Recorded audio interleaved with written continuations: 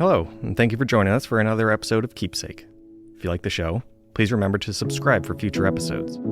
Also, help more people find us by leaving a review on Apple Podcasts or wherever you get your podcasts. And be sure to tell your friends about the show. Welcome to Keepsake, a podcast exploring history and the world around us, taking ordinary objects and telling the fascinating stories that they hold. I'm your host, Corey Greiner. This week's item, a birdcage.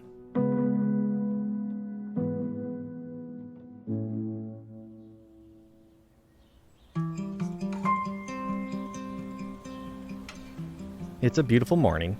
The sun is just starting to peek through the trees. The sky is a soft light blue with just the wisps of a few white clouds. The light breeze rustles the leaves, and then there is another sound. Faint at first and then growing. It is an unpleasant sound. A screech? No, more of a scream. A squawk on top of another squawk. Louder and louder now. The sound is not just one sound, it is a collection of them. A cacophony growing more intense by the second. The otherwise peaceful morning has been transformed into something unsettling, but the source of the annoyance remains unseen. And then you see them. The sky fills with a blur of feathers, beaks, and claws, their wings flapping hard, their screech or squawk, or whatever that terrible noise is. It fills the air as they fly overhead.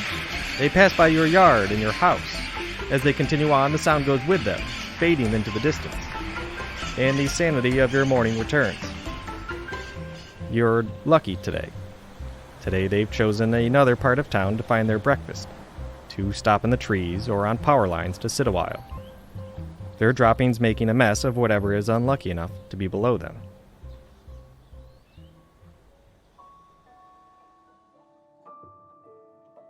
Some call them a nuisance.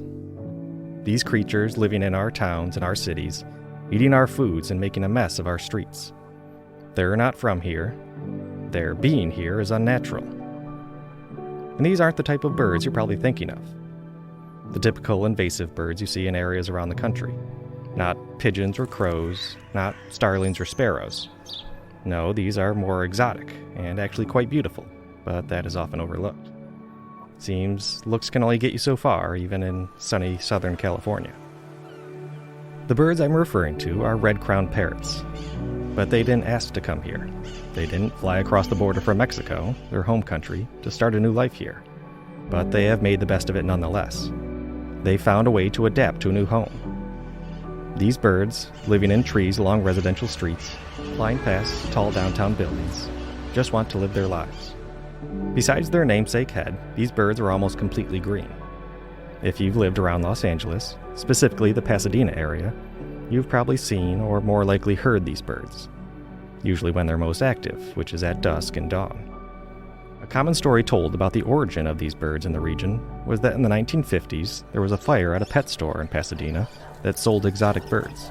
But like a phoenix emerging from the flames, the birds were able to escape the fire and have since thrived in their new urban environment. It is a fun story, but there is no evidence to back it up. The more likely scenario has to do with the original home of these birds. The natural habitat of the red-crowned parrot is a relatively small region in northeastern Mexico along the Gulf Coast. So how did they get here? It was most likely the result of what is called the pet trade, which is the sale and transportation of a species of animal from its native land to somewhere else. And while there are legal ways to do this, there is also a huge market for moving these animals illegally. As early as the 1960s, these birds started to appear in southern parts of the U.S., specifically Florida, Texas, and yes, California. Unlike the theory of the pet store fire, there was no single event that simply led to the populations we see today. Instead, it is more likely the result of the birds escaping while being illegally transported, or the subsequent owners eventually releasing the birds. The pet trade brought hundreds of these parrots to California, and while they do make fine pets, many looking for beautiful and exotic birds are not ready for their, how should I put it, more vocal nature. So they're kicked to the curb, or the trees. Their cage doors thrown open as they're sent out into this strange new world to find their own way. And they have thrived. Despite this new environment being much more urban than they're used to, the birds have found a new home. The residential streets are packed with fruit and nut trees that provide plenty of food for these feathered friends. Additionally, environmentalists are keenly aware of the need to preserve and create more green spaces in the vastly populous region. Not just for these birds, but for all species.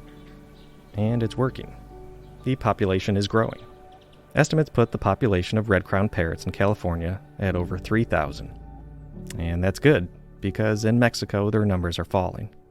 Beyond the theft of thousands of these birds to the pet trade, their local habitat has been decimated by deforestation and climate change. In fact, the number of red-crowned parrots in California might meet or exceed the number remaining in Mexico. But it's still not enough. Their overall number remains so low that these parrots are on the endangered species list, a fact that makes their residence in California even more important.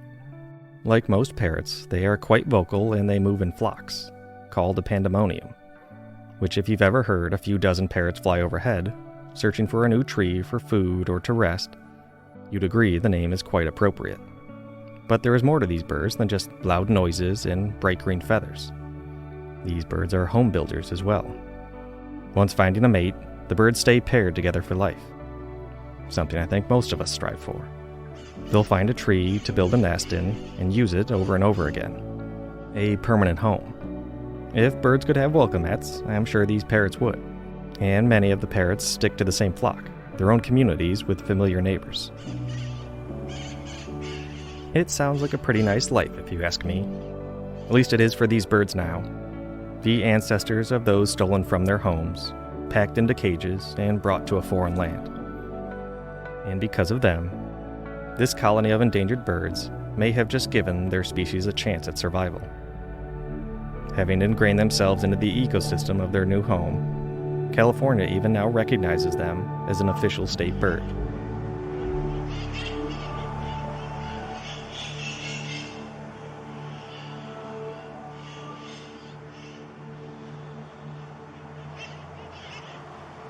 And the red-crowned parrots aren't the only ones.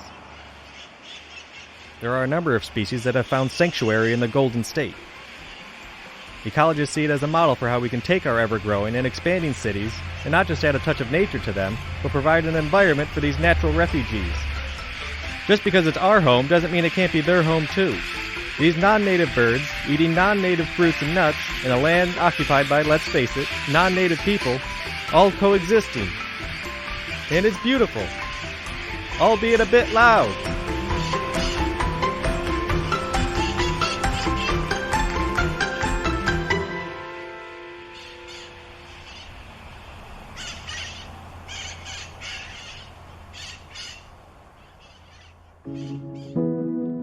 Today's episode was written by me, Corey Greiner. Keepsake is produced and edited by Alex Holscher.